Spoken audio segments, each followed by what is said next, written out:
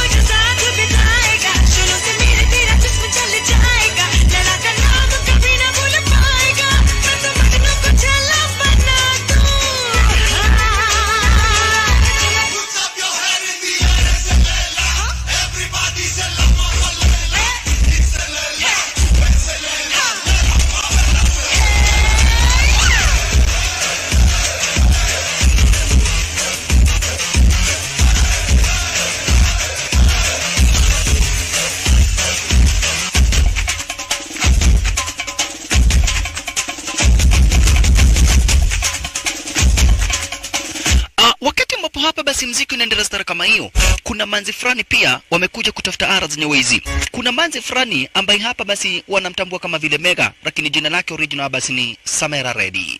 Samira Reddy ndio wamekuja kutafuta ara zenye wezi. Samira Reddy ni manzi ambaye kwa jina na Hero Cinema basi Mega. Erwan Shak fahamisha hapa basi bila shaka paro jamaa wetu. Jina lake la Hero Cinema ni Akash Rana. Nishafahamisha pia na Zaid Khan, jina lake la Hero Cinema basi ni Adil. All the same wamekuja kumtafuta hapa basi bila shaka pale ule Samira Reddy kwa jina la Mega. Muziki bado unaendelea. Kagua.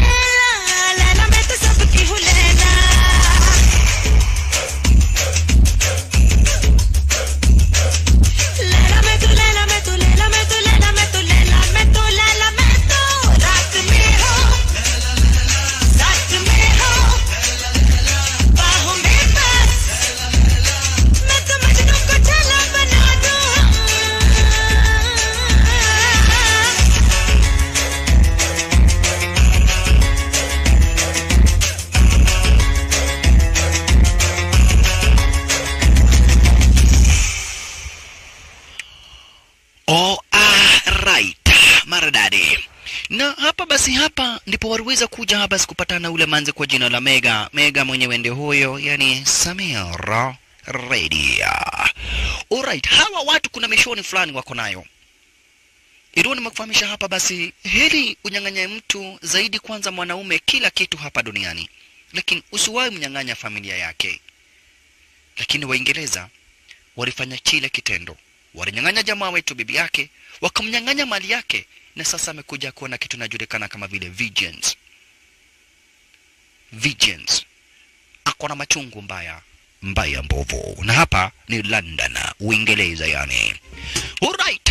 Jamaa wetu hapa basi bila shaka pale utacheki vizuri zaidi uone hapa basi wakati walipatana na yule manze kwa jina basi la Samaredi. Samaredi alikuwa basi na feelings. Unaona? Alikuwa na feelings. Sio manzi wake, lakini hapa basi ni rafiki yake. Ni bishti. Ni rafiki yake basi wa kitu cha kwanza. Ya kwanza basi kumbe naye manzi alikuwa amepora hapa basi simu nyingi zaidi. Amekuja basi na mavisa na mapassport zote za ukora.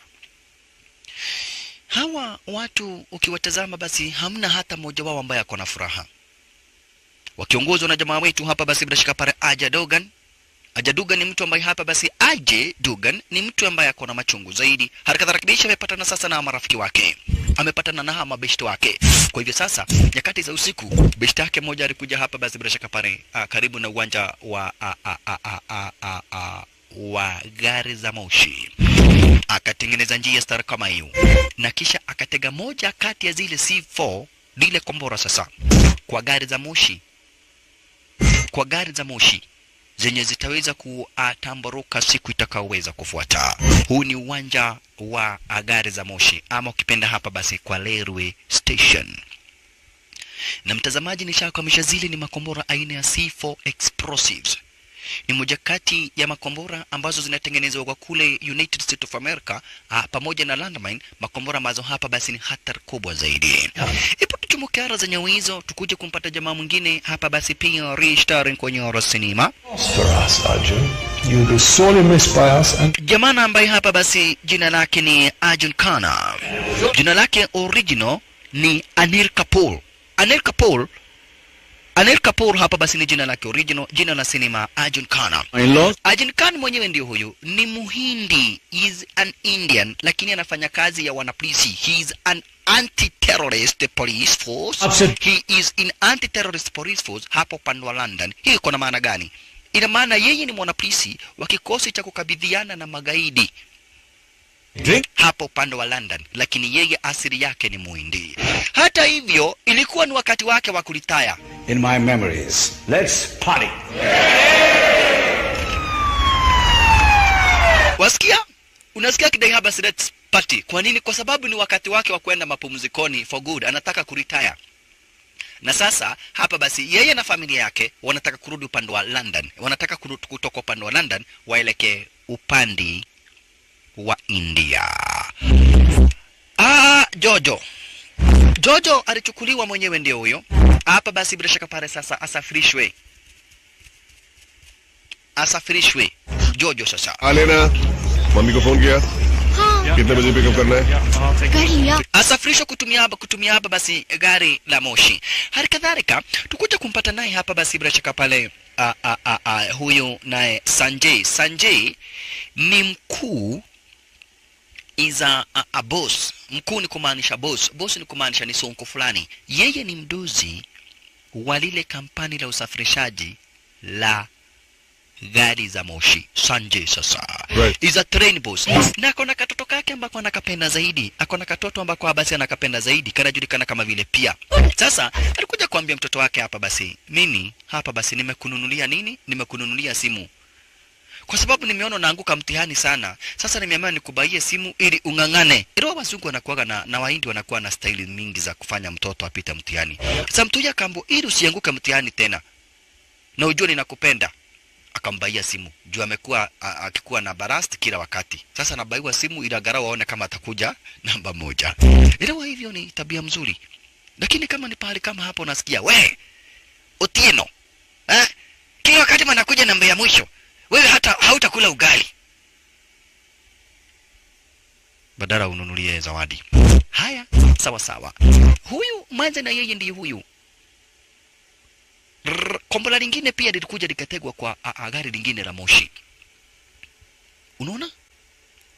Sasa kuna kombola mbili zimetegwa hapa. Na huyu alichungulia na akaona wale watu waliuzia kombora. Hakuongea. Jojo akikuja kuletu analetwa na wanapolisi. Jojo analetwa na wanapolisi hapa basi kwa hili gari la moshi, lakini aliwaona wale watu waliuzia kombora. Unaona? Aliwaona vizuri zaidi, lakini hakujua nia yao ni nini. Mwanzo yeye anasafirishwa na wanapolisi. Wanapolisi wanasafirisha hapa basi bila shaka pala yule Jojo kwa madai kwa yeye hapa basi amehusika na kuuza makombora. Watu wengi zaidi wakajiseti kwa lile gari la moshi, ikiwemo pia akafungwa stara kama hiyo. Pia mtoto wake Sanjay mdozi hapa basi yule train boss, mtoto wake kwa hili gari la moshi. Na kwa hili gari la moshi kumetegwa hapa basi kombora. Na mbali na hili gari la moshi kuna gari lingine la moshi ambalo pia limetegwa kombora. Kwa hivyo sasa kuna train mbili ambazo zimetegwa makombora. Sanjay aliweza kuingilia hapa basi bila shaka pale kwa ofisi stara kama hiyo. Yeye ndiye mdozi, yeye ndiye CEO, yeye ndiye yani mtu mkubwa kabisa kwa kampani la usafirishaji la trains. Alright, maridadi pozi kibisha basi. Wakati huo jamaa wetu na yeye ndiye huyo alipiga mawasiliano hapa basi bila shaka pale kwa kampani la gari la moshi. Anataka kubonga na mdozi. Railway security chief speak. Akawaambia namna gani? Hello? There's a bomb on London Glasgow 112. Kuna kombora nimetega kwa gari la moshi moja. Na msipofanya venye ambavyo nawaambia watu watakufa. Aya. Na elewa gari za moshi zimetekwa kombora ni mbili. Moja ni ile imebeba akina hapa basi akina Jojo na akina pia. Sasa mdozi na mtoto wake kwa moja kati ya zile gari la moshi alipigwa mawasiliano. Cheki maneno. Sanjay ndiye huyu. Wololo yaye. Morning gentlemen, क्या हुआ? एक bomb threat है. A bomb threat ateke. Kuna kombora zimetegwa tayari kwa gari la moshi. Haya. Tufanye nini sasa? 112 bomb threat है 60 feet कम हुई तो bomb फट सकता. Nataka haraka kama expert watu wa computer tukuje kuingia alafu uite bomb expert na ufahamishe wana police na uite wa anti terrorist police uite DJ Afro waambie wote tunawahitaji hapa mara moja. Kila mtu nataka akae chojo kabisa tafadhali. Makombora zimeanza kutegwa na materrorist. Materrorist wameanza kuvamia na mnajua materrorist venye wanafanyia watu tabia baya. Kwa hivyo tafadhali naomba kila mtu akae chojo tusikie hapa materrorist wanataka nini. Akapiga simu. Akamwambia, "Hey, Nugu wewe. Unagoka simu yako kwa nini?" Sasa wakasikia ametusi mtu. "Guy, ni sisi umeita Nugu." Simu ikakatika, lakini ni juu alifanya nini? Ni juu aligongana na mtu. Sasa wamesikia huyu mtu ni hatari sana. Juu mpaka ametusi mtu akamuita Nugu. Akapiga simu tena. "Wabarai, umetuita Nugu nini?" "Sio nini nilikuwa naita Nugu. Mimi ni mtu mbaya sana. Na nataka kuwaonyesha kuwa mimi naweza lipua watu. Nimeteka kombora kwa gari la moshi mbili. Moja imebeba watu, ingine imebeba mzigo. Sasa kuwaonyesha mimi naweza ua watu, hii ya mzigo imebakisha sekunde 5 ilipuke. Kwa hivyo muambie hao wamebeba hiyo mzigo kuwa hiyo train italipuka. Imebakisha sekunde chache sana iweze kulipuka. Hii ninailipua kuwaonyesha naweza lipua ile imebeba watu 500. Kati ya magaidi mimi ni yule gaidi hatari sana. Sichekagi na watu. Na sina megi, nitawaambia baadaye." Sasa lile garamoshi limebeba mzigo. Wale wako kwa lile garamoshi limebeba mzigo akaambiwa, "Mmebakisha sekunde 5 mkufe. Kwa hivyo mjaribu mtoke sekunde 5 We, 5 2 1 likalipuka." Lakini wakawa wamesharuka. Unaona? Wakawa wamesharuka. Na ni kweli likalipuka. Mkubwa. Hiyo ni ile shetani. Huyo ndio sasa terrorist. Wengine wanakuaga ni for example. Kwa nini? Already limelipuka. Hata wale watu ni venye tu tumewaambia. Walipuke, watoke. Sasa already gari la moshi la kwanza limelipuka. Na that was an example. Hiyo ni kuonyesha kwamba na kweti anaweza akalipua. Hiyo ilikuwa ni kuonyesha yeye ni hatari na anaweza akalipua. Kwa hivyo sasa wameamini anaweza akalipua. Na sasa kuna lingine limebeba 500 passengers. Naona? Sanjay kadai sasa situambie hili watu wasimame alafu washuke. Akaambiwa kulingana na venye huyu gaidi amesema hili gari la moshi likienda speedi chini ya 60 litalipuka. Kwa hivyo lazima hapa usindereva afahamishwe. Richard. Sir. हमें अभी भी खबर मिली कि तुम्हारे ट्रेन पर एक बम है. Gandiani tena panapo mekeko panapo kombola kwa gari langu la mochi.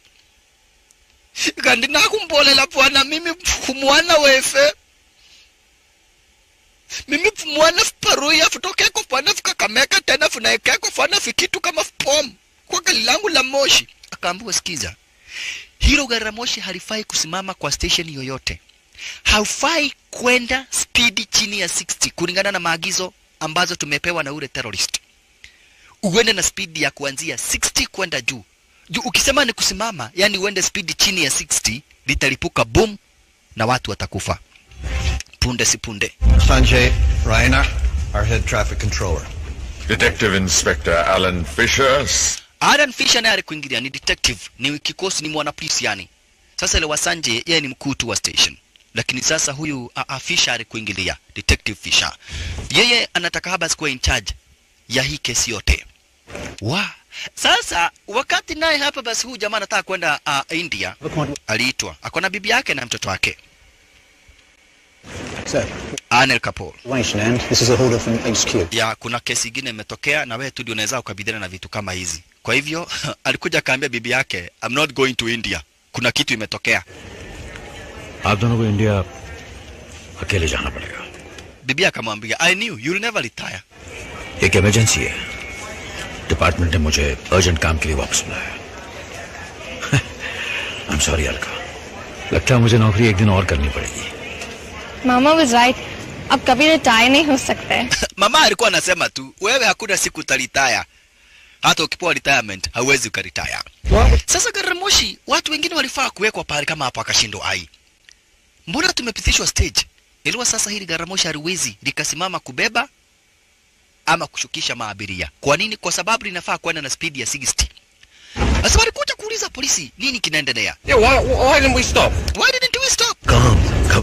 Hata sisi hatujui. Na leo hapa kuna wanapolisi wanasafirisha Jojo. Hapa kuna wanapolisi wanasafirisha Jojo. No. Sasa watu wanasema bwana tunafaa kushuka hapa. Sasa ikabidi hapa basi mwanapolisi akuja kuchunguza what's going on. Yeye ni polisi kwa hivyo anafaa kujua ni kwa nini watu wanapitishwa stage zao. Alright. Sawa. Maridadi. Wewe kuja kubonga na Kandere. Inspector Shivan Menon. Mimi anaitwa polisi. Anaagiza mfanye kufungua mara moja. Haya, kusikia ni polisi wakafungua. Lakini hata hivyo alimuelezea kila kitu. Okay, kama mnavyoona, hii sio karatasi ya kufunga mandazi. Hii ni bunch ya kuonesha mimi ni afisa ya serikali ya polisi. Wololo yaye. Kwa maruninga nako hapa basi sasa habari imechipuka moto. Akina Muhammad Ali, akina Jeff Kuria, akina mzima wa Kameme FM. Habari ndizo hizo. Materrorist wameteka nyara tayari hapa basi bila shaka pale. Gari la moshi. Mwanapolisi ambaye anajulikana kwa kukabiliana na materrorist hapa basi amesha kuingilia sasa ni huyo Anil Kapoor. Pale na mapo hapa basi bila shaka pale sasa kila report anataka kupata habari kutoka kwake wakitaka kujua. Ndio, gari la moshi limetekwa nyara. Moja tayari limelipuliwa. Tutafanya nini? Huyu jangili anataka nini? Huyu terrorist anataka nini? Kwa hivyo huyu mwanapolisi ndiye ambaye anaaminika na hakuna kesi imewahi mshinda. Hello, ni aje? Sanjay Raina, Radio Control Chief. Mimi ndiye hapa basi na control kila kitu. Akamwambia basi na mimi ndio huaga nakabidhiana na materrorist kama hawa. Papo hapo jamaa wetu aliweza kupiga mawasiliano. Na akafahamisha Sanjay, mkubwa kuja.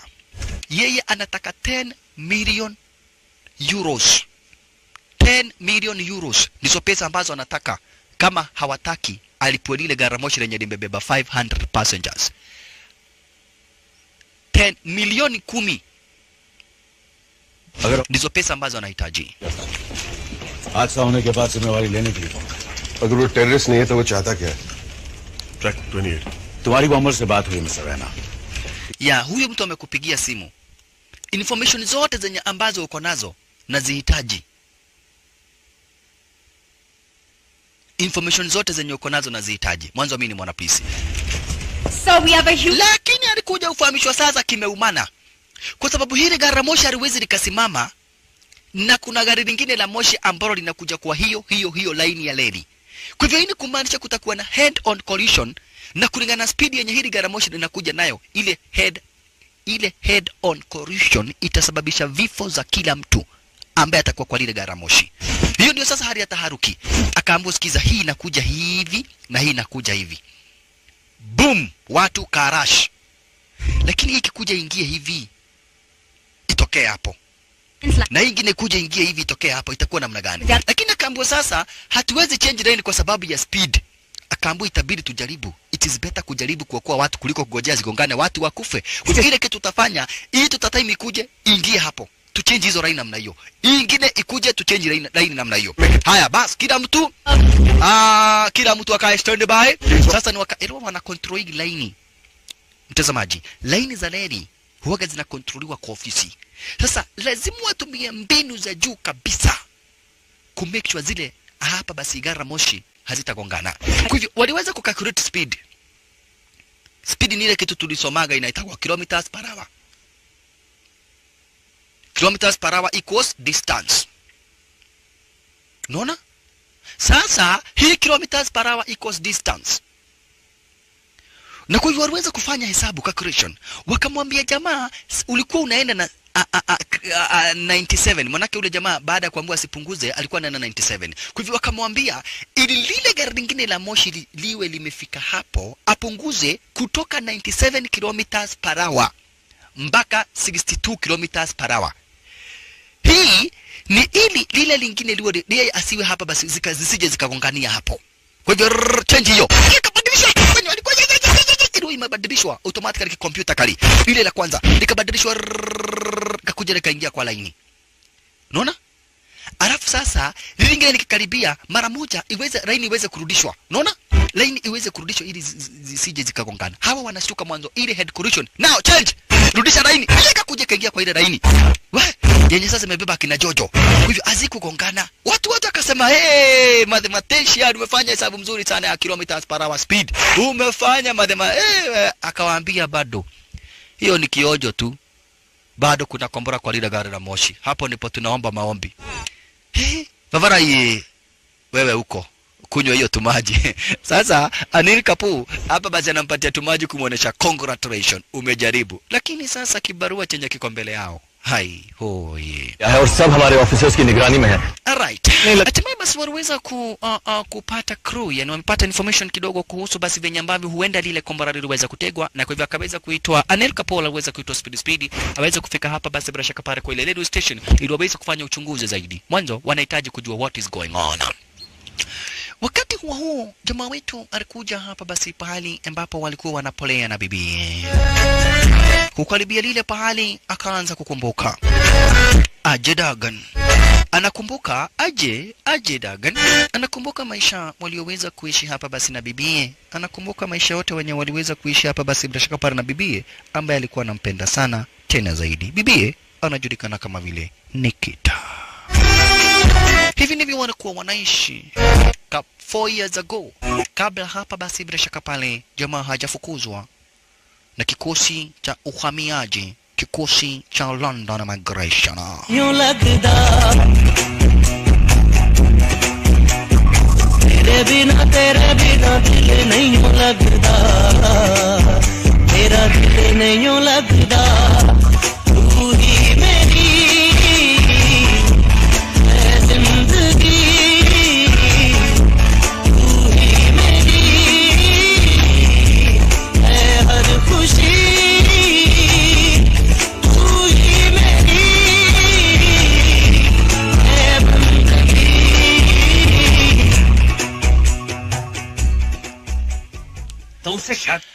Jamaa wetu wakati ambapo anaendelea kukumbuka, alikumbuka vizuri zaidi venye ambavyo babake Nikita alikuwa amemkataza kabisa hapa basi kuolewa na Anje. Unaona? Babake Nikita alikuwa amekataa kabisa na akamwambia basi ukiolewa na Anje ni kumaanisha utoke hapa uende. Sitaki. Bat kijiye. Manza namwambia tuchukue mali tupeleke kwa kina Anje. Leo hivyo ndivyo India kunaendaga. Mzee akamwambia ujone kakaenda. Kwani kichwa yako ni baya? Yani badala mimi niletwe mahali mimi ndiye napeleka mahali sipereki. Toka uende. Sasa Manze akakosa otherwise. Walikosana babake mwanzo, babake alikataa hapa basi aweze kuolewa na Ajay Devgan. Kwa hivyo Ajay Devgan akaweza kumchukua basi Manze na wakafanya customary marriage. Ilikuwa kuna ofisi za Kiindia kule upande wa London. Kwa hivyo waliweza kufanya harusi kinyume na mapenzi hapa basi bila shaka pale babake. Ikiwemo basi mabesti kama vile hapa basi bila shaka pale Samia Reddy pamoja na Zahid Khan wakashuhudia hapa basi bila shaka pale ile doa na wakafunga doa. Mwanzo love knows no boundaries. Mapenzi haitakagi kujua kama kuna mipaka, mapenzi haitakagi kujua basi bila shaka pale kama kuna upingamizi. Mapenzi dangama, mapenzi dangama nyana. That's why bishi, yani hiyo ndio sababu wakaweza kufunga doa na wakawana. Richa na kuwa basi baba yake Manzi alikuwa amekataa, abada nikatana. Tu hi meri zindagi,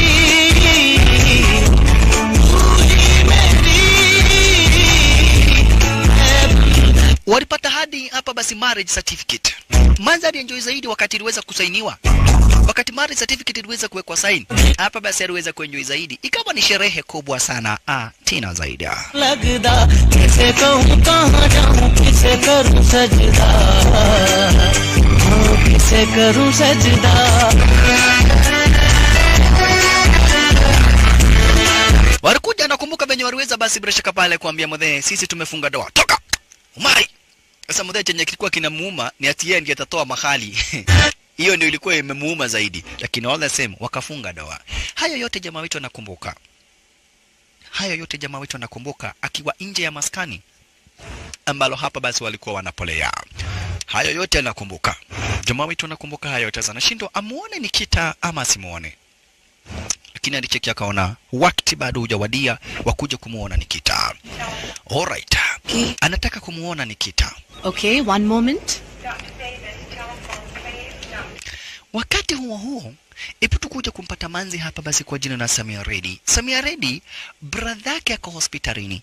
Samia Reddy jina lake la sinema nishafahamisha basi ni Mega. Brother yake ako hospitalini, anahitaji eye surgery. Anahitaji kuchinjwa macho. Mwanzo kuna totoba tuliingia ndani ya macho tukazunguka tukaenda padile ingine. Sasa lazima aweze kuchinjwa macho ili aweze kutolewa totoba. Alright. Bradhake Samia Reddy ako hospitalini. Wakati huo naye hapa basi mwana polisi ameanza uchunguzi. Leo he is the best anti-terrorist police there is in London. Yeye ndiye mwana polisi hapa basi wa hali ya juu zaidi ambaye anaweza patikana huko upande wa London. Yeye ndiye mwana polisi wa hali ya juu zaidi. Kwa hivyo alikuja basi akafuata venye ambavyo Zaid Khan alikuja na akatega makombola kwa lile gari la moshi. Na hapa ndipo alikuja kuchunguza na akapata hapa basi bila shaka pale kumbe Zaid Khan aliweza kutumia nini? Aliweza kutumia baiskeli.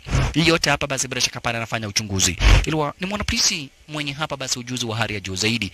Akaona akachukua ile kamera ya ATM na akaona hapa basi kuliweza kutumiwa baiskeli. Unaona? Akaona kuna baiskeli ilitumiwa wakati ambapo hapa basi bila shaka pale kombora zilikuwa zinategwa, kuna baiskeli iliweza kutumiwa. Sasa hapa basi hii yote anafanya uchunguzi. Unaona? Anafanya uchunguzi. Yule mwana polisi kutumia kamera zenye zimewekwa ara zenye hizo. Ala, na kwa hivyo aliendelea na uchunguzi. Aliendelea na uchunguzi kutokana hapa basi bila shaka pale na ile baiskeli. Unaona? Baiskeli wanaiona stara kama hiyo. Baiskeli wanaiona stara kama hiyo. Kwa hivyo pale ambapo ile baiskeli ilikuja, walikuja kumuuliza ule jamaa. Mwanzo kijana baada ya kuteka kombora alipita pale kama hapa. Sasa pahali alipita, sikiza, pahali yule kijana alipita na akaeka baiskeli, walikuja kumhoji yule mwenye lile restaurant. Kwa hivyo mwenye yule restaurant aliweza kudai hapa basi anajua yule kijana. Na akadai hapa basi yule kijana anafanya kazi kwa garage. Faster jamaa wetu abonge sasa na Sanji. Sanjay phone के करीब रहो वरना ये ट्रेन जमीन के करीब नहीं रहेगी. ठीक है. क्या चाहिए तुम्हें? 10 मिलियन यूरोस पुराने नोट. 10 million euros. Hizo ndizo pesa zenye nataka. क्यों गए? Na tafadhali msijaribu plani yoyote. Otherwise najua pesa zenye nakuitisha sio zako wewe. Kwa hivyo wewe ni useme nipatue hizo pesa. Hizo pesa niweza kuletewa juu kama hamtaweza kuzileta hizo chapa, wale watu 500 ninawaangamiza. Wakati huo sasa naye huyu mwanapolisi anafanya uchunguzi. Alipata habari hapa basi kuhusu ule jamaa wa baiskeli. Sasa anamfuata ule jamaa wa baiskeli na akafahamishwa hapa basi bila shaka para gaidi anataka 10 million euros. Haya, alikuja kwa ule garage. Kwa hii garage ndipo hapa basi Zaid Khan anafanya kazi. Welcome. क्या हुआ गाड़ी खराब? Police. Mimi ni polisi. देखिए वो मैं आपको बताता हूँ, वो मिसेस खन्ना ने कंप्लेंट की होगी आपकी, लेकिन मिसेस Khanna tafadhali sisi hapa hatuibagi gari, sisi hapa hata hatutoagi parts kwa gari, hapa tunauza gari jenu, ni hata zenye tunatengeneza ni gari jenu. Tafadhali kama ni gari unataka sema unataka gari, kama kuna kitu kingine nataka mimi hapana, nataka shida. Wewe ni polisi, fanya kazi yako, mimi hapana nataka manasumbuana na wewe, tafadhali manaomba. Akamwambia wacha hadithi, nataka uite wafanyikazi wako wote. Nyenye wote naitwa hapa, kila mtu akuja. Motoko kazi yake, tafadhali nasema mkuja hapa nyenye wote, kwa sababu polisi amekuja taka kuona kila mtu. Kama nataka kuona kila mtu, basi kila mtu lazima nakuja. Harakisha tafadhali kuja hapa, polisi nakuja kuona wewe. Wote waliitwa, lakini wakadai kuna kijana moja tu hayupo. Akauliza, je, kuna pale nene na baiskeli jana? Akafahamishwa ndio alitoka hapa na baiskeli na kisha hatimaye akarudi. Where is he? Kidai hatuelewi pale alipo. Pale anakaa hatujui. Majina yake tunajua. Basi chenye ambacho tu hapa basi bila shaka pale huyo mwanapolisi yani Anil Kapoor, chenye tu aliweza kupata hapa basi ni jina. Anil Kapoor aliweza kujua jina hapa basi bila shaka pale la Zahid Khan, na akafahamishwa Zahid Khan anafanya kazi hapa. Mwanzo Zahid Khan alihusika kusafirisha zile makombora, na kulingana na uchunguzi ambao hapa basi huyu mwanapolisi amefanya, amechunguza na akajua basi kombora zilipelekwa na huyo kijana kwa jina la Zahid Khan. Kwa hivyo sasa ni waanze kuchunguza Zahid Khan anakaaga wapi na ametoka wapi. Kumbe sasa huyu naye alipatiwa habari, nimepigiwa simu kwa TV wanasema kuna kombora kwa hii basi, kwa hii train kuna kombora, wase niko thie turathi hiyo ni tulia kuorede, sisi already tumekufa. Simamisheni hili gari la moshi tuchomoke. Kwa nini? Simama tu already tukilia tulia dhiru. Sisi already sasa mazishi imeanza kutayarishwa. Naelewa pia yako hapa. Tumekufa tayari. Kwa nini? Bomu, imagine bomu, Materrorist, bomu. Lakini yule mwanapolisi alichomoka. Kaambia sikizeni. Sadao. Tumia. Wewe. Nitakupiga risasi ya sikio itokee kwa hii sikio ingine. Toningo. Sitaki ujinga. Kila mtu aketi chini. Yes. There is a bomb on this train. Kuna kombora kwa hili train. Lakini speed 60 miles per hour se ikienda chini ya speed ya 60 inalipuka. Gai. Sasa lazima tukae tukienda tukiombaga Mungu. Hata mimi ni polisi na niko hapa ndani, lakini hili gari la moshi haliwezi likaenda chini ya 60. Kwa hivyo sasa tunaomba serikali iingilie kati ya haya masaa na kombora ili tuokoke. Sasa kwa bunge la wanapolisi walidai we don't negotiate with the terrorist. Your hands. Wenye wamesupport tusitoe pesa mikono juu, jamaa yetu hakuchukua mikono. Aya. Mr. Khanna doesn't seem to... Inaonekana wewe hukubaliani na sisi venye tulisema we don't negotiate with terrorist. Lakini akawaambia there comes a time when we change our policy. Akawaambia for example United States ndio ilitoka na hii policy ya we don't negotiate with terrorist. Lakini juzi waliwachilia Al-Qaeda ili wanajeshi wao waweze kuachiliwa. Kwa hivyo venye mtafanya, mimi mtanipatia pesa. Kama gaidi nataka 10 million, munipatie 10 million. Nitatumia hizi 10 million kumshika huyo gaidi. Nitaleta the 10 million na nimleta huyo gaidi. Otherwise, it comes a time wakati mwingine tuna change policy zetu.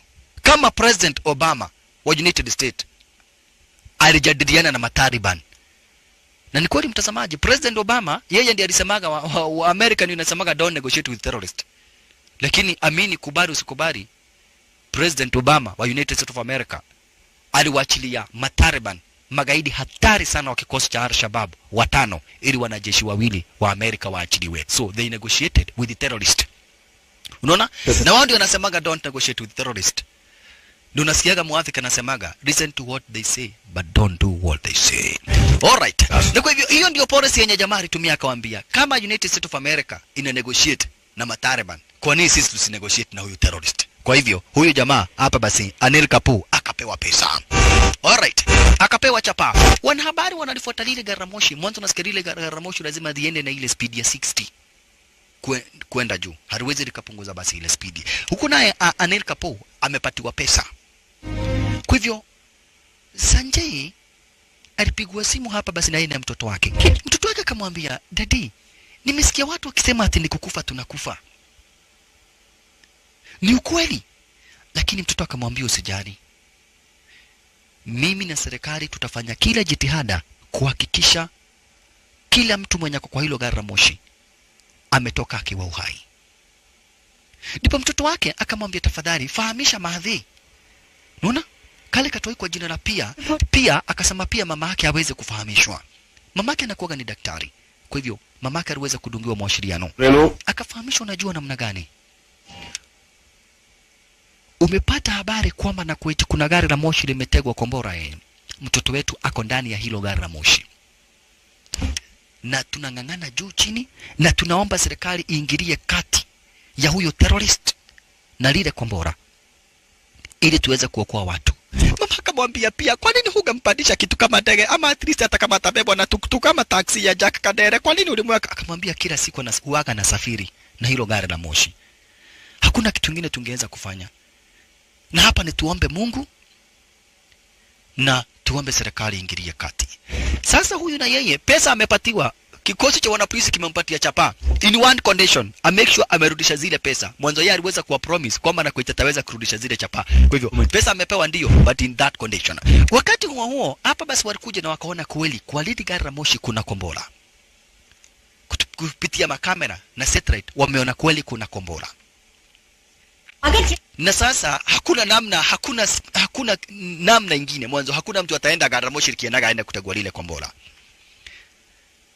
So ile choice tu wako nayo ni kunegotiate na huyu terrorist ambaye hawajui sura yake. उन्हें उन 3 कंपार्टमेंट से अलग कर दो, I think that should work. I don't think that's possible. जो आप कह रहे हो वो नामुमकिन है. Why it's not possible? अगर हम उस ट्रेन का main mbona tusingangane tuende tuweza kutegua lile kombora?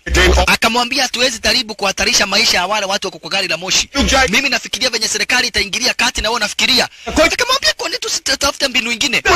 Akamwambia kwa sababu mtoto wangu ako kwa hilo gari la moshi na siwezi nikaimagine pesa. Ajai kiasi chochote. Siwezi nikalinganisha pesa kiasi chochote na mtoto wangu. Serikali lazima iingilie kati na ipatiane pesa. Madai, pesa nataka zipelekwe kwa kanisa fulani. Sanja kamwambia sikiza nani, tafadhali usiue watu. Sasa wanajaribu kutrace pale ile simu inatoka. Akamwambia basi bila shaka pale mimi kuua watu ni kama kufumba na kufumbua macho. Mimi ni hatari, nimeua watu mamilioni, ni venye hata hamjui. Watu makaburi nimejaza. Wewe ni nani? Arjun Khanna, counter terrorism command. Akamwambia mimi hapa sina terrorist command, mimi ndiye nashika watu kama wewe. Okay, wewe mtu wa kushika watu, hata sasa umefanya vizuri. Wewe ndiye nataka ulete hizo pesa pale fulani. Na ufuate maagizo yangu na ufanye chenye ambacho nitakwambia. Kwa sababu ukijaribu hivi ati kushika watu, mimi ni ule anauaga watu. Mimi si ati mliona venye nililipua lile gari lingine la moshi. Pesa mara moja. Sasa pale na unaona jamaa akimaliza na simu anatupa. Akimaliza na simu anatupa. Ili mkitresi ile simu mtapata habari hawezi kuipata yani. Alright. Bas. Sasa cheki plani ambapo hapa basi bila shaka pale jamaa wetu pale ambapo alisema pesa ziletwe. Ilibidi sasa Avel Kapu hana otherwise lazima aweze kuleta zile chapa. Na kwa hivyo alikuja. Lakini ujinga anakuja na kikosi cha kiwana polisi. Maridadi. Sasa hapa pale ambapo jamaa wetu alisema zile chapa ziletwe ni kwa kanisa. Wana polisi walifika wakashindwa kwa kanisa. Tena badala ya kupata jamaa walikuja wakapata habari ni mhubiri. Mhubiri mwenye anajulikana vizuri zaidi. Mhubiri akamwambia mimi kuna mtu amekuja akaniwachia hii simu. Akaniambia utumie hii simu kuongea na yeye. It's a one way simu. Yaani unaweza tu ongea na yeye. Na akasema ufuate maagizo yake. Haya, papo hapo akapigwa simu. Akamwambia nataka uache wale wanapolisi wengine hapo. Juu naona umekuja na wanapolisi mpaka na helicopter. Sijui umekuja na wanapolisi na helicopter ya nini. Ufuate maagizo venye ninakwambia. Haya, amebeba chapa. Wanapolisi wakamuuliza hapa basi Anil Kapoor afanye nini? Lakini Anil Kapoor akamwambia hapa basi wacha nifuate maagizo ya huyo mtu. Mwanzo after all watu 500 ni watu wengi zaidi basi wakikufa juu ya pesa na already pesa niko nazo. Lakini jamaa alipatiwa pesa na serikali in one condition. I make sure hizo pesa atarudi nazo. Mwanzo London government will never negotiate with the terrorist. Sasa anapewa direction. Unaona? Anapewa direction venye ambavyo basi atakuja. The in yani pale ndani ulala yai akaendelea hapa basi bila shaka pale kufuata maagizo. Akaendelea kufuata maagizo venye ambavyo anaagizwa. Walala yaye.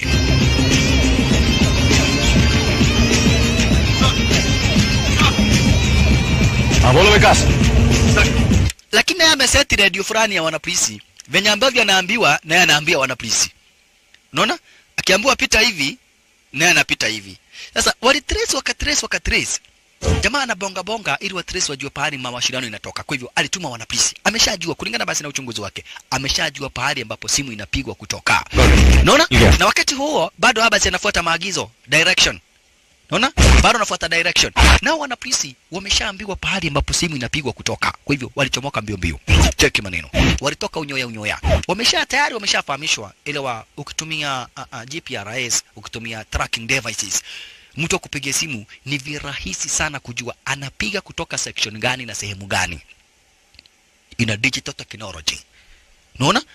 Ni virahisi, unajua tu mtu anapiga simu kutoka wapi, huyu anapiga kutoka Kabuli, huyu anapiga simu kutoka wapi, kutoka Thogonoi, huyu anapiga simu kutoka Githurai 43. Unaona? Unafanya tu uchunguzi, unajua huyu anapiga simu kutoka hapa. Kihenja hapa. Unaona? Vivyo hivyo. Sasa ikawa ndivyo hivyo, wao walikuja mbio. Wameshajua. Hapa tunajua ni wapi. Wameshajua pahali mawasiliano inatoka. Bas, ndio hapa ndio base yenyewe. Hii ni hapa ni kwa huyu ni kwa nani? Hapa ni kwa Mnati. Hapa ni Kihenja kwa Mnati. Ndipo hii simu inapigwa kutoka. Haya. Okay. Polisi wamejaa hapa. Tumeshajua hii section. Hapa ni Kihenja. Basement inajulikana kama vile ya Mnati. Mnati mwenye handaka trade. Kwa hiyo tunataka tu wewe utoke. Tunataka utoke. Wameshafika Kihenja kwa Mnati. Cheki maneno. Roka fungua mlango faster. Hebu chukua mikono juu brale Mnati Kihenja. Kuchungulia, kumbe simu imetrakiwa kwa radio call. Kwa hivyo hakuna simu inapigwa ya direct. Kwa hivyo badala wapate mwenye alikuwa anatarajia, walipata ni simu na radio call. Wameenjoywa. Mwanzo hapa basi jamaa wetu sasa alijua hivi vyote watafanya. Baada ya kumaliza maagizo ya kumwelezea huyu mwanapolisi pale atakuja, mwanapolisi alifika pale anafaa kuweka pesa. Jamaa amekaa pale kuna watu wengi. Kwa hivyo alimwambia namna gani? Alimwambia nataka utupe hizo pesa baharini. Hizo pesa nataka uzitupe baharini. Anajaribu kukagua. Anajaribu kumtafuta wala hamuoni. Akamwambia hapa basi bila shaka pale kuna waterproof. Weka hizo pesa hapo ndani. Zitupe baharini. Zitupe baharini. Anajaribu kuchungulia. Hawezi kujua hapa basi simu inapigwa na nani. Hizo pesa tupa baharini mara moja. Na uache kupoteza wakati. Nitaua watu hai. Akazitupa baharini. Haya, nenda na usiangalie nyuma. Nenda enda kabisa. Bas. Sasa naye jamaa wetu akapigia hapa basi. Unaona? Pesa ziko baharini. Operation calculated move. Wana police walidhani ni wajanja lakini walipata hapa basi mjanja ule. Kisha bidhaa mawasiliano zenye alikuwa na washiriana naye hizo akaweka kando. Akaweka mawasiliano zingine. Kisha kampigia hapa basi bila shaka para manze Samira ready mawasiliano na akafahamisha Samira ready. Chukua chapa. Bas. Samira ready ndio huyo. Maridadi. Fahamisha hapa basi kuna nduguye ambaye anahitaji chapa mwanzo kisha na marabishi nduguye ni mgonjwa na yeye hospitalini. Alright. Maridadi. Faster sasa basi ni kuziendia zile chapa sasa. Kuziendia zile chapa. Samira ready. Maridadi. Chapa kazichukua stara kama hiyo. Lakini sasa huyu alifahamisha wanapolisi wenye wako na chopa kuwa pesa ziko baharini na hakuna namna zinaweza kuwa disappear. Kwa hivyo chopa alitumwa baharini lifuate zile chapa shisha. Chopa kuchomoka na kufuata. Nikaona ni kweli pesa zimechukuliwa. Ayaye, hawa watu wako serious. Pesa wameshachukua. Chopa naro likakuingilia sasa. Makusha. Chopa likakuingilia sasa. Walalaya, chopa limedunda ishirani. Walalaya, chopa nilo hilo. Manzi na yeye ndiye huyu sasa ni kungangana venye ambavyo ataweza kuchomoka na zile chapa. Mwanzo hawawezi kungangana sara kama hii, waweza kutumia mbinu zote basi bila choka parakisha. Hapa hawatapata zile pesa sasa. million euros. Hizi ni pesa mingi sana ndugu brother wapenzi watazamaji. Manze anaambiwa surrender or we shoot. Usarende ama tukupiga marasasi. Lakini manze anadai never. Siwezi. Haitawezekana. Nao wanapolisi wakaanza kushambulia. Ile wajamaa wetu wamepatiwa this money with one condition. Lazima aziregeshe kwa treasury ya kikosi cha wanapolisi. Sasa manze aligeuza basi kamera sara kama hiyo kisha akachukua chapa. Wanapolisi wakaachwa kipiga Mary marasasi. Cheki. Wanapolisi wanashambulia lile Mary kurinyeshia marasasi. Lakini manze ameapa hapa basi. Yeye anapiga Mary mwiko basi kwa upande wa chini. Aish bana chiza. Kisha hatimaye akachukua basi zile chapa. Manze sasa ukuchopa bado linachapa raundi bado linapiga doria basi sara kama hiyo. Kisha alichomoka upande mwingine na zile pesa. Ndia huyo shasha. Samira ready. Mbesa pesa nani dhege chapa abana machizo maridadi. Kisha hapa basi ameweka kapikipiki kengine hapa basi fast speed bike iko ara zenye chapa ndizo hizo maridadi zote kaziweka basi kwa baka. Mwanzo kile kibidhaa ki waterproof ni kimzito sana basi kubeba. Twende shasha. Lakini wanapolisi wakiwa juu walimuona na akawaambia basi kamuni, you wanna catch me, come get me. Twende sasa. Na huyo manze upande wa kuendesha pikipiki upande wa kuendesha pikipiki huyu akifika pahali kama Migori watu wote waendeshaji wa pikipiki wanahama. Huyu shasha akifika upande wa Migori watu wote waendeshaji wa pikipiki wanahama, wote wanaenda Kakamega. Abana chiza. Kuumeria shasha. Cheki maneno. Na kuambia huyu akifika Migori waendeshaji wote wa boda wanahamia Kakamega. Wanapolisi kaanza kurambana wenyewe kwa wenyewe shasha. Jamaa wetu naye yuko hapa. It was also this is a very calculated move. Hii ni mishoni na ambao wameweza kuicalculate. Asante sana. Akuja kumsaidia manze sasa. Chukua dinga.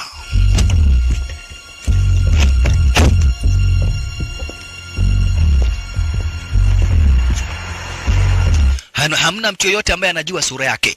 Hamna mtu ambaye anajua sura yake. Manze ndiye huyu. Lakini ameretwa mbio.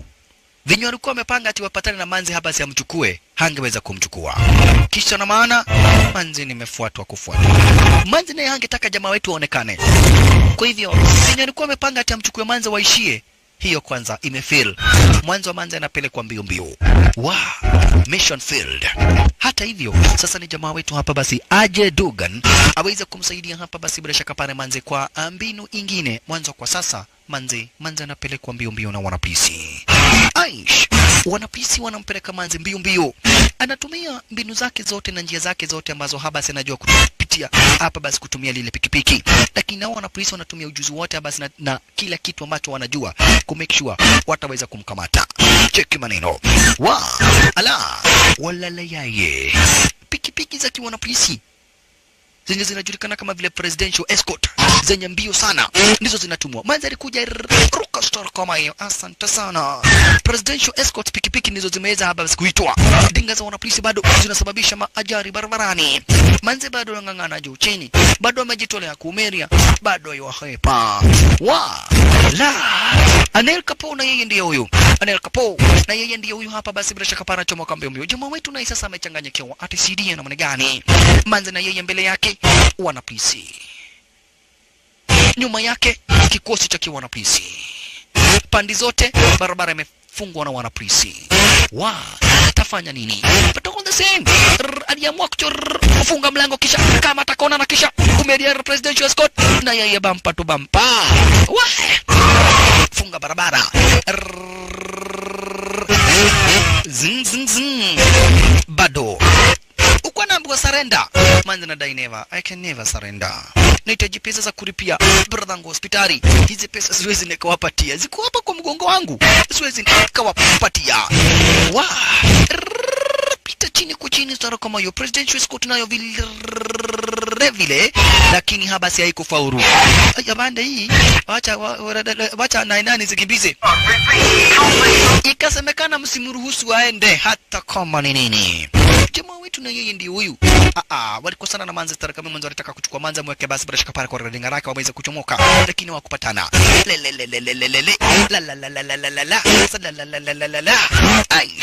But all the same, hapa basi bila shaka pale Manze lazima ngangane juu chini. Manze lazima ngangane juu chini. Jamaa wetu naye akaanza kupiga wanapolisi, anajifanya ati ni ajali. Anaondokea wanapolisi namna hiyo. Unaona? Singana wanapolisi. Hii ni ajali tu ya kawaida. Ni ajali tu ya kawaida. Sio ya kawaida. Aje Dogana yuko mtaani. Manze na yeye bado nang'ang'ana. Wanapolisi kuwapeleka mtaani, na wanatuma wengine baada ya wengine. Sababisha ajali balani. Kadisini kama hiyo Manze wetu akafaulu. Lakini kidogo hivi.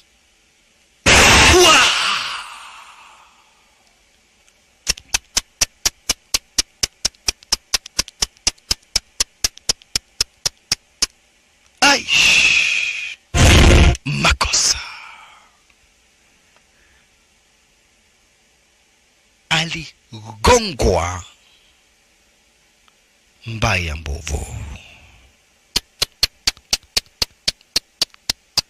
Jamaa wetu kusema afike, ndio wanapolisi wamefika, wamechukua pesa, wamempata Manze na aligongwa hata na sio dingara wakiwa wanapolisi.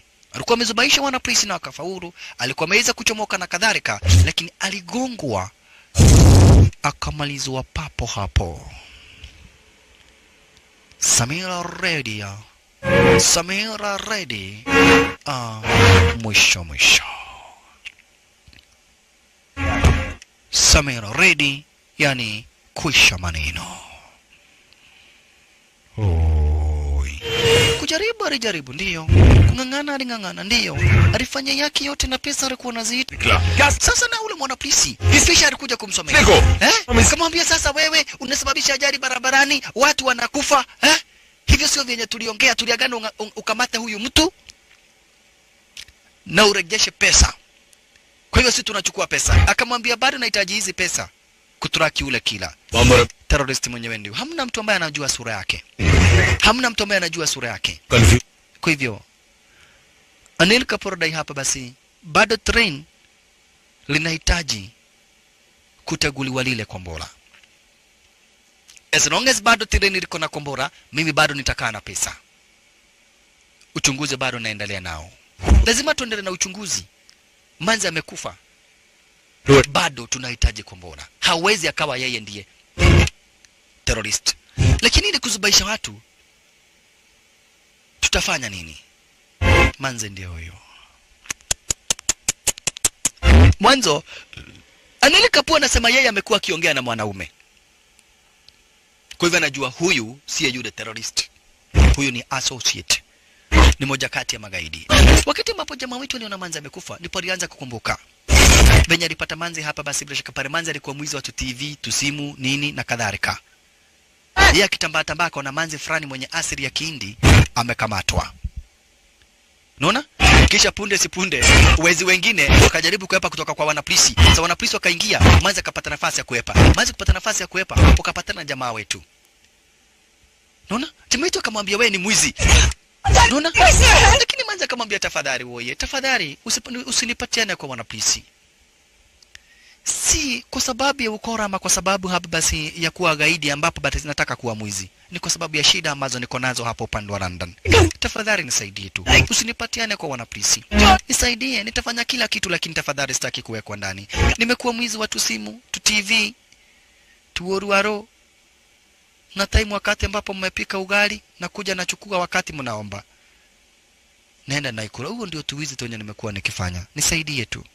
Na hapo ndipo jamaa wetu alimsaidia Manze, akamchukua akampeleka kwa kampani lake. Kabla jamaa wetu hajafukuzwa. But sasa ndio huyo Manze ni kuisha maneno. Mishoni yao basi ya pesa bado haijafaulu. Alimpigia simu hapa basi sasa Zaid Khan kumfahamisha Samira ready. Manze ni kuisha maneno. Zaid Khan hakuamini.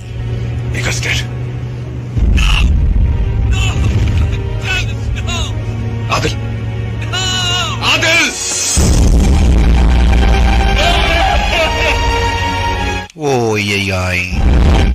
atawezaje kuiaga dunia? Atawezaje kudedi? In the death of the London railway bomber. Authorities. Lakini sasa kulingana basi na ripoti zenye iliweza kuchomorwa na Anil Kapoor. Anil Kapoor alisema watu watangaze kwa maroninga kuwa Boma amekufa na alikuwa mwanamke. Kwa hivyo sasa bibi yake Sanjay alimpigia simu. Akamwambia sasa kama Boma amekufa nani atategua lile kombora? Hii ni kuonesha na obvious watu watakufa. Juu kama Boma ameuawa, hii ni kumaanisha hakuna mtu akutegua lile kombora. Lakini Sanjay akamwambia sikiza, bado hajadedi. Akamwambia wacha kunidanganya, unanidanganya ati hajadedi na maroninga zote zimetangaza.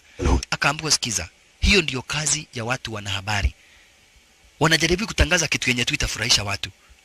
Ukweli na kuaga hawatafutia hawachunguzi ukweli, lakini kufurahisha watu ndio wanapenda. Ndio sababu unaona wametangaza ati Boma amekufa na bado hajakufa. Unaona? Na kwa hivyo hapa basi pia akapigiwa simu na mamake.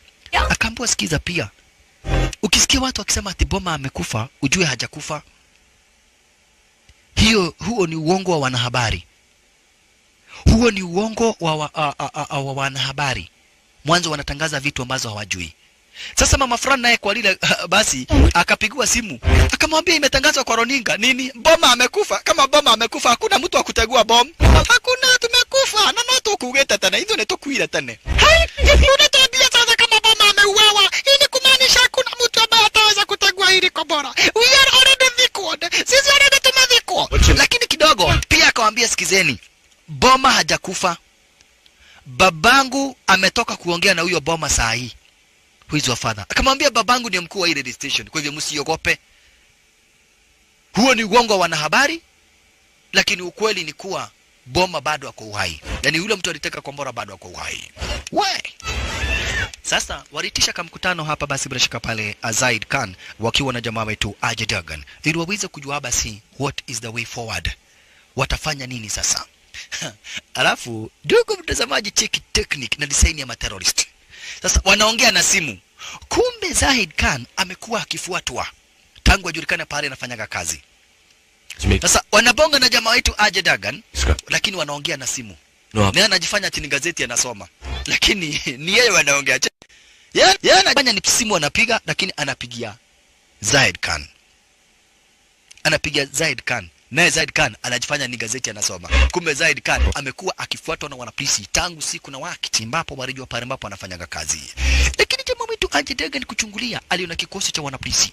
Anti-terrorist police wamejaa hapa. Akamwambia jamaa wetu Zaid Khan, jina lake Zaid Khan ni Adil. Adil, run. Run. Adil, run. Run. What? Kila mtu hapa kivyake. Kucheki akaona polisi. Mimi nikamatwe Soswaro igwa. Kama kuna kitu hamtafanya ni kunikamata. Sijuzi mumeua rafiki yangu. Mumemuua hapa basi Samira ready. Mimi si happy. Mimi yani sikamatwi. Sasa ni kuhepa. Wa. Naye aje ama hapa basi Anil Kapoor haamini anaweza kukuona na macho uhepe. Never ever. Naye jamaa wetu sasa naye hapa basi bila shaka para Zaid Khan na yeye ameapa. Kukamatwa hapa mitaani upande wa London pari amezoea never ever never. Kwa hivyo twende shasha. Jamaa wetu chukua gataru kamota bot Santa bas. Na kuna kitu moja ameapa hata muacha hapa basi bila shaka pale Zaid Khan ameapa hata muacha Zaid Khan. Wana polisi ni wengi. Zaid Khan yeye ameapa hata kamatwa. Jamaa wetu ni hapa basi Ajay Devgan ameapa hata muacha Zaid Khan. Mwanzo alimwacha Samir Reddy akadedi. Kwa hivyo kijana hapa basi hawezi akamwacha. What coming? Sasa yeye ako kule baharini. Hapa basi naye jamaa kwa upande wa juu anazubaisha wana polisi Santa. Maradadi. Si ukamata abande unaona kuogelea. Utaogelea bado hujaogelea. Wow. Zaid Khan mzee toka. Chukua birungo kisha umedia nayo.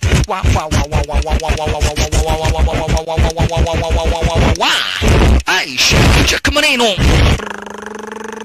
Sinda, wana polisi chini.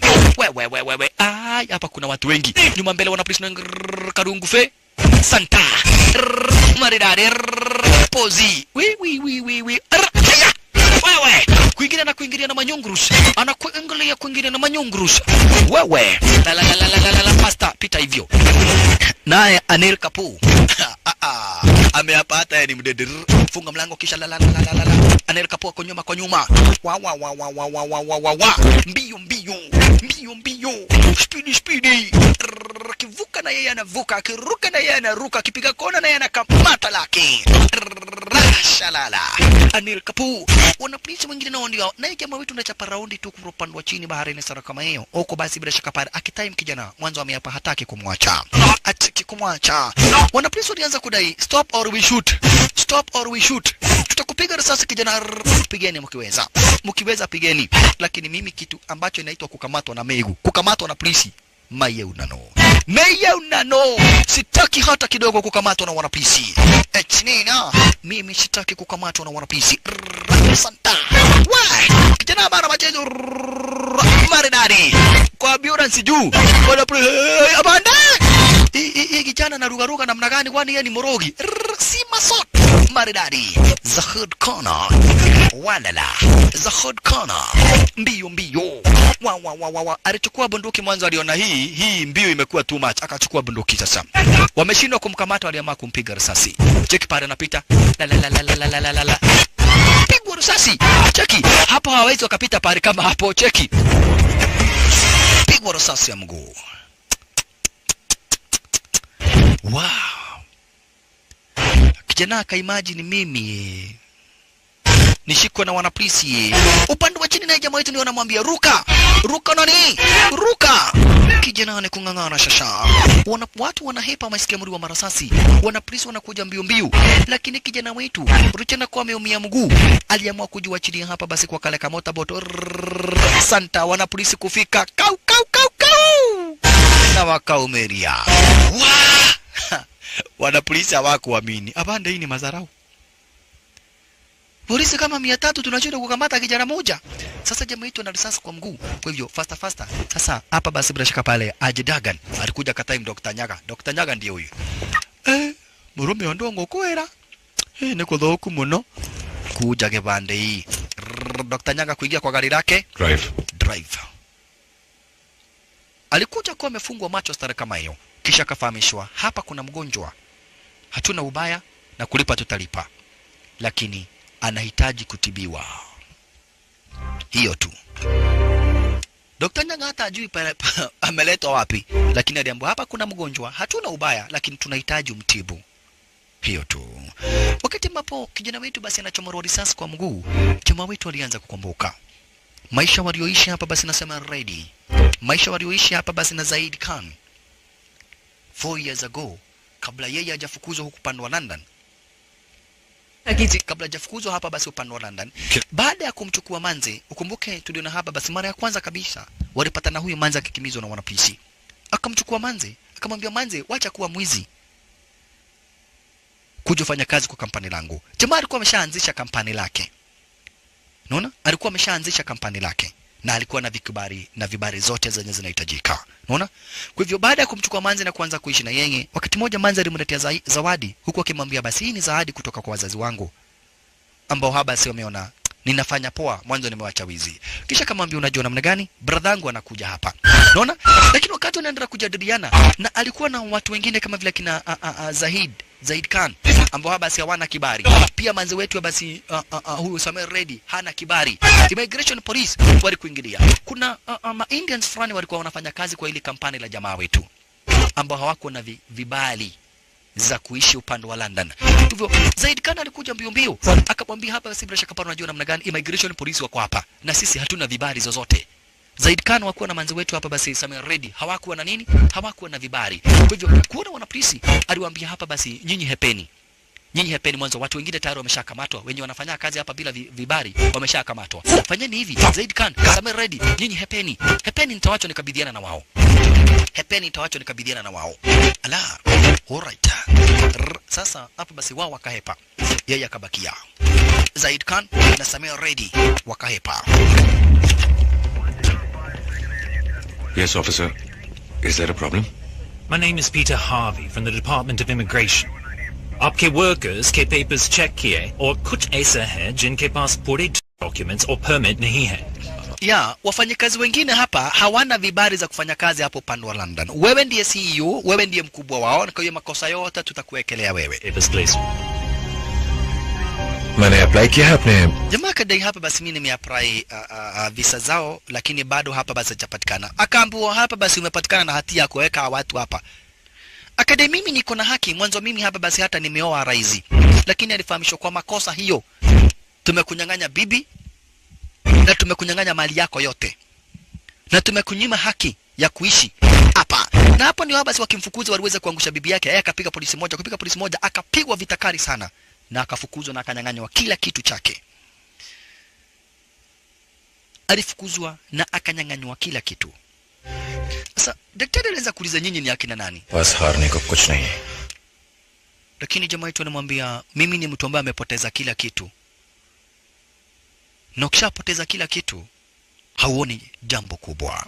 Hakuna jambo kubwa ambalo ninaona. Mwanzo nimepoteza kila kitu. Hatimaye walimwachilia yule daktari na kuambia daktari, asante kwa kila kitu, asante kwa madawa, asante kwa kila kitu, pesa zako ziko hapo.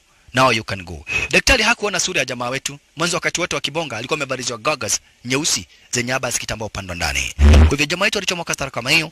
Hapa basi bila shaka pale na akamwacha daktari na kisha hatimaye kamwachia pesa. Kumuonesha hana ubaya. Hana ubaya.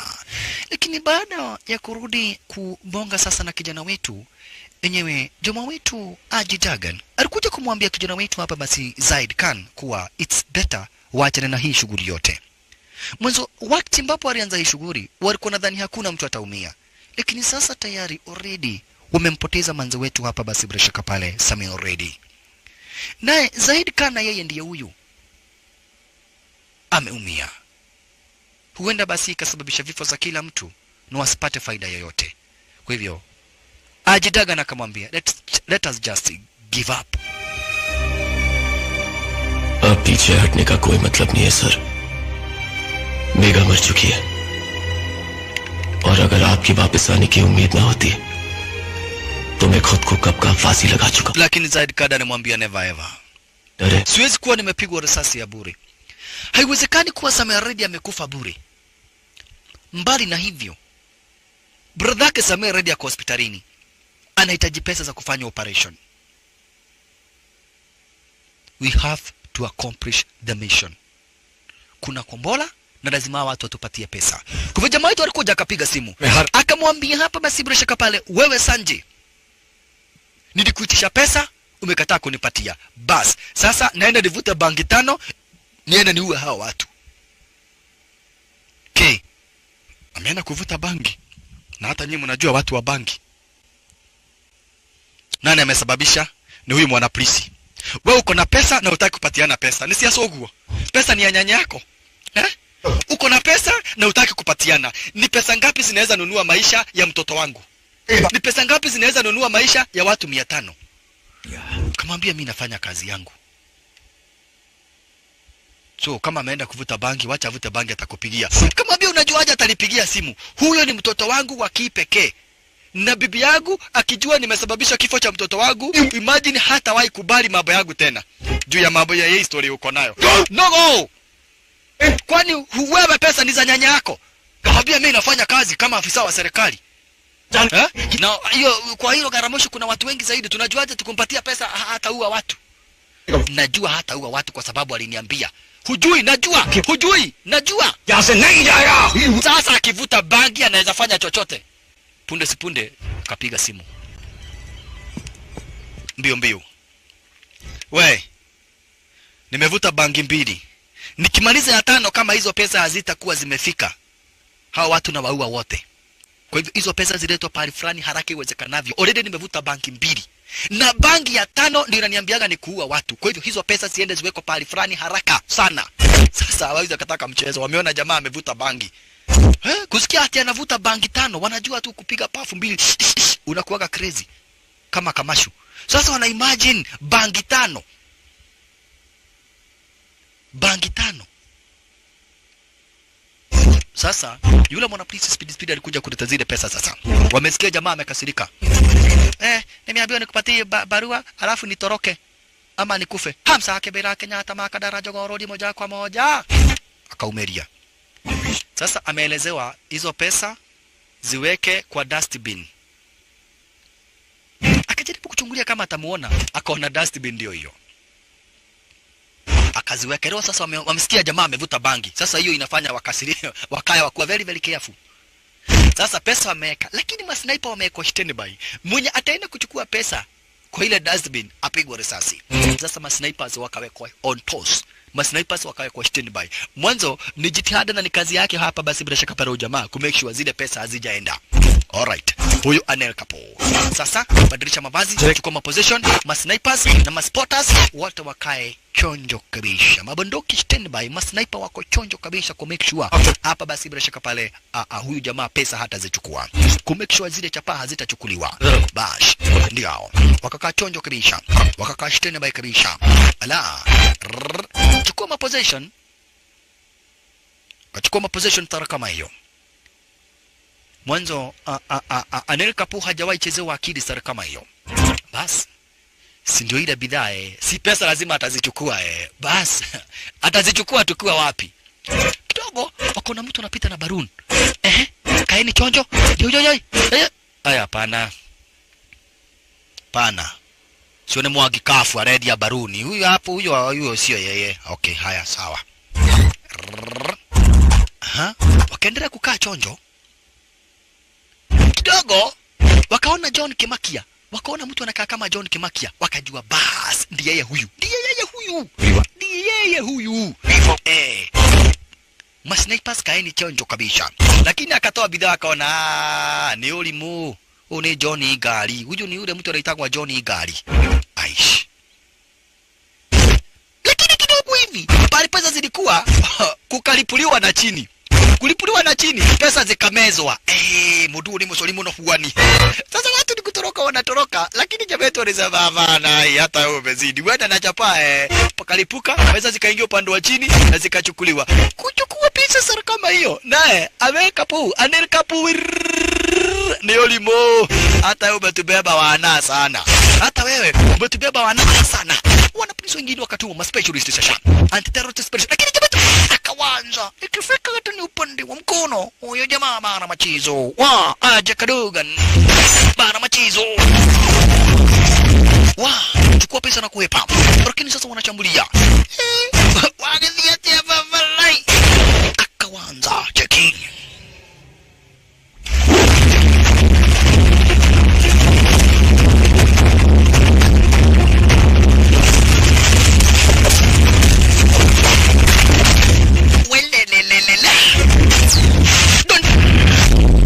Chukua moja Anel Kapo.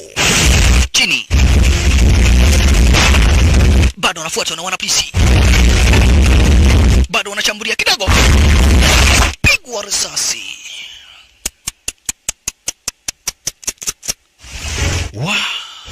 Onyeshewa risasi stara kama hiyo. Maskini wa Mungu. Akadhani amempata. Wapi? Pesa ziliingia kwa risasi ziliingia kwa chapa. Kama ngusha stara kama hiyo akapita kisha akahakisha fan. Hii fan ukijaribu kupita ama hata ukipiga risasi huwezi kapenya. Ama itakukatakata. Anel Kapo hakuamini pesa zimeenda. Na hapa hawezi pita. Atafanya namna gani? Anel Kapo. Jamaa wetu speed. Kwa breakdown, barabara imekuwa mzuri. Alikuwa ameweka ati barabara ni mbaya. Barabara imekuwa mzuri. Akisha kaumeria shasha. Na zile chapa 10 million euros.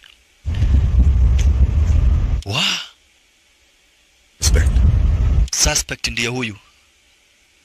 Kulingana na uchunguzi wenye unafanywa. Jamaa kucheki, yeye ndiye suspect, ndiye anauza makombora. Haya. Wanasema mimi ndiye boma. Jamaa yetu akakumbuka yeye ndiye aliweza kuuza zile makombora. Akumbuka aliweza kuuzia hawa watu makombora. Na moja kati ya suspect ni yeye. Mwingine jamaa kama vile Zaid Khan. Aliamua kuhepa. Cheki. Alichukua bunduki faster. Akaamua kuhepa. Ameona sasa yako kwa list ya wale watu ambao ni wanted. Mwanzo ndiye aliweza kuuza zile makombora, akauzia watu kama vile kina Zaid Khan. Zile makombora zimefanya uchunguzi kulingana ya kwanza nyereza kulipuka, ikaonekana basi yeye ndiye aliweza kuuza. Unaona? Kwa hivyo sasa yeye anasema nataka kushuka. Fungua mlango niruke. Nataka kuruka. Lakini kidogo yule mwanapolisi aliona hapana. Mwanzo ile gari la moshi likisimama hata kidogo tu hivi.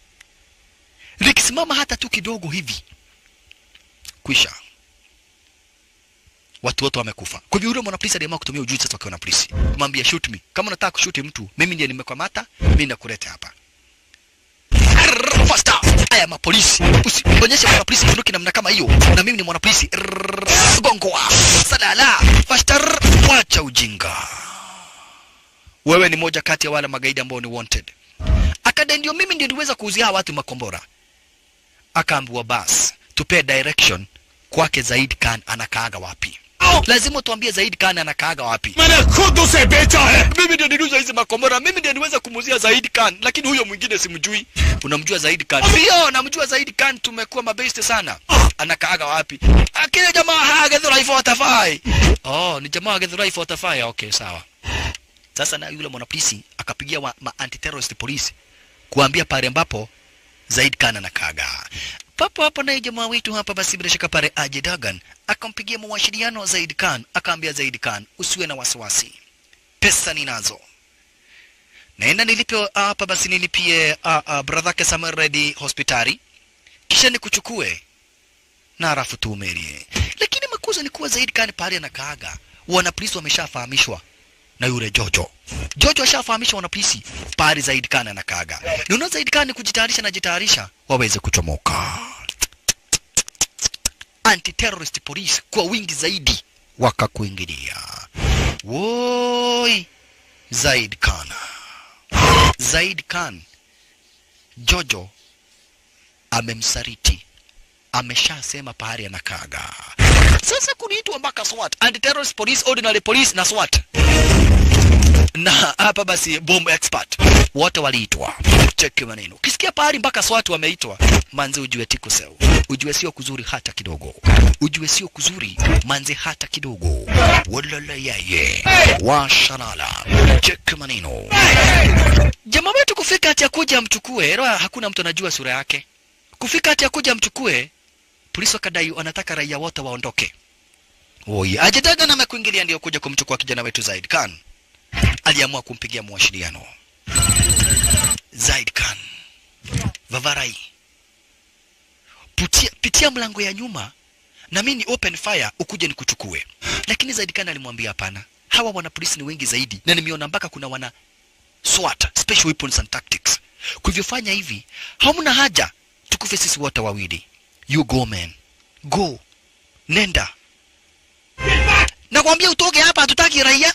Hapa hatutaki raia, tunataka tu polisi peke yake. Hapa iko kivogupo inakuja kutokea. Sasa Zaid Khan ili kumfukusha basi Ajay Dagan alianza kushambulia wanapolisi. Na wanapolisi ukisikia basi mpaka wanaswat wako hapa wakaanza kushambulia. Lakini ali open fire, Zaid Khan ali open fire ili hapa basi Ajay Dagan aende. Mwanzo alijua Ajay Dagan atakuja kumchukua na kuja kumchukua wote watakufa. Sasa jamaa yetu ame open fire. To live or to die, I will have to fight. Hata kama ni kudedi na dedi nikipigana. Alianza kushambulia wanapolisi.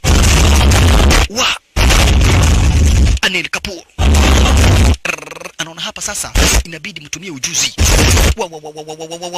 Mashambulizi makali zaidi. Mashambulizi makali zaidi. Uko na polisi namwambia drop your weapon. Wangependa kumkamata akiwa uhai ili atague makombora. Mara sasa akaisha kwa lile bunduki lake. Wangependa kumkamata basi akiwa uhai ili atague lile kombora. Pande wa ndani. First. If you surrender, hatutakuua. Tutakuweka ndani. Hamna haja ukufe. Na ukitagua ile kombora uokoe hawa watu wote, will set you free. Okoa maisha watu 500. Okoa maisha watu 500. Na mimi niokoe maisha yako. Alimwambia mimi nikukufa na kufa tukua na wewe. Hili ni kombora limetega. Tuna dedi na wewe. Wacha kuniambia nikatagua kombora. Naenda kutagua kombora nitagua nini? Kidogo. 2. Ayaya, Anil Kapoor ruka maskani. Akiwemo kule ndani jamaa wetu Zaid Khan. Karipuka stara kama hiyo kudedi. Anil Kapoor akawa ameruka na kwa maisha yake. Zaid Khan na yeye manze kuisha maneno. Oye. Wenzake jamaa wetu Ajay Dagan wanakufa one after the other. Samir Reddy ni kuisha maneno. Zaid Khan na yeye ni kuisha bei. Sasa jamaa wetu alikuja kwa kaold time fulani ambako kalikuwa gara zenye waizi. Akapata kanaota moto tu kamepumzika. Ka old timer. Hapo ndipo alichukua makaratasi zote na document zote basi zake Samuel Reddy, harakadhalika Bishi na zake Zaid Khan, akaamua kuziteketeza. Oh yeyai. Ini maana basi ameamua kuwasahau ya kabisa kabisa. Kupenda angependa tena waishi na yeye kwa muda mrefu, lakini sasa maskini wa Mungu atafanya nini wala atatenda nini? It's all gone and lost. It's all gone, Manzi, and lost. All is gone, all is lost. Maskini wa Mungu. Sasa naye yule Fisher wacha apate habari kwa pesa zimeenda. Alikuja kampata habari Anil Kapoor. Yani wewe pia ni Muhindi, inaonekana ulitaka kupatiana hizo pesa ili mkifika India upatiwe share yako, si ndio? Ulisema hizo pesa hazitaenda pahali. Sasa watu wanakufa moja baada ya wengine. Kombora bado limetegwa. Ili kuoneshana wewe mko pamoja na hawa watu. Wewe mko pamoja na hawa watu. इसने पैसा तो गवा दिया। सब वो jamaa pengine hata akifika wameongea atapatiwa share yake। ये खुद ही मिला हुआ है उन बॉम्बर से और अब अपने हिस्से का पैसा इसको इंडिया जा। ati pesa unaweza ongea matope kama hiyo unaweza ongea sasa wanakuja kuletana juu ameleta juu unasema ati mimi naenda kupatiwa pesa ngangana nafanya kazi usiku na mchana unakuja kusema ati mimi ni moja kati ya magaidi ataenda mwachilia akuje nini wacha kama ni muonyeshe kitu gani tafadhali wacheni kupigana unasikia venye anasema we sasa tuna terrorist wa kukamata badala mkamate terrorist mnakuja kupigana hiyo nguvu mko nao simtumie kushika ule terrorist sema lazima tukamate u terrorist lakini sio kuja kusema ati mimi ni mmoja wao unaona lakini ndugu brother mpenzi mtazamaji kuna kitu moja ningependa tuweze kuangalia hapa jamaa huyu hapa basi Ajay Devgan sio terrorist unaona sio terrorist ni mtu wa kawaida haya na kwa hivyo aliweza kupigia hapa basi yule mwanapolisi yani yule Sanjay mawasiliano akaambia Sanjay ukitaka kujua namna mtaweza kutegua lile kombora nimewacha hiyo information kwa hoteli fulani akatupa ile simu jumenipatia pesa information kuhusu venye mtategua lile kombora nimeziwacha kwa hoteli fulani uende kwa hiyo hoteli mchukue hiyo information mjue venye ambavyo mtaweza kutegua lile kombora unaona kwa hivyo jamaa wetu alikuja kwa bibie Manzi ndiye hakuamini after 4 years Ajay Devgan amekuja Ajay Devgan amekuja after 4 years Manzi haamini anakumbuka maisha yote basi waliweza kuishi na yeye anakumbuka venye jamaa basi alikuwa anasafirishwa kurudishwa upande wa India sasa Manzi alianza kukumbuka wakati jamaa alikuwa anafukuzwa na kurudishwa upande wa India baada ya kunyang'anywa kila kitu haya yote sasa Nikita nakumbuka venye hapa basi bila shaka pale alikuja kumuaga wanapolisi wanazuia amuage jamaa wetu analazimishwa kuchomoka mwanzo anarudishwa kwao India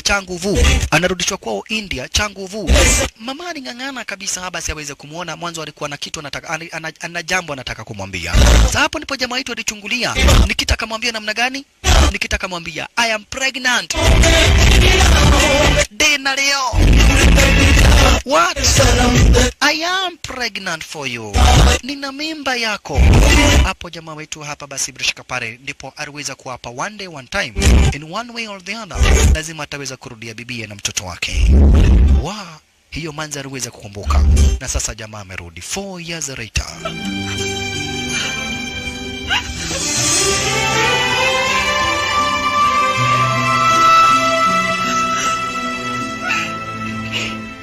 बहुत कोशिश की तुम्हें ढूंढने की mwambia sasa nimerudi lakini hata hivyo ndugu brother wapenzi watazamaji ndio nilikuwa namwambia hapa basi lazima muweze kufikiria zaidi mwanzo huyu jamaa wetu ametumia jina la terrorist on which he is not a terrorist yeye sio Al-Shabaab hapana ni mtu ambaye akona vigilance he is not a terrorist he is not Al-Qaeda